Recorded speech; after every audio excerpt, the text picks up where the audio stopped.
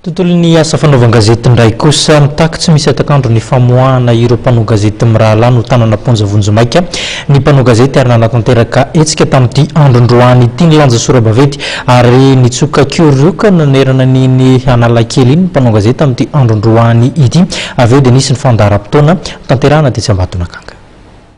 Nampiseho firaisan-kina tamin'ireo namany Jean-Luc Raga sy Didier Manuel izay voatazana Vonjomaika any amin'ny fonjana Tamora amin'izao fotoana izao ireo mpanao gazety.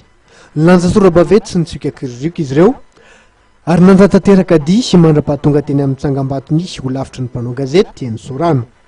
Nitaky ny amoahana ireo namany izay voafonjy izy ireo satria mihoatra ny loho ny sazy nomena azy ireo araka ny nambaran'ireo ho mpitondra tenin'ny mpanao gazety.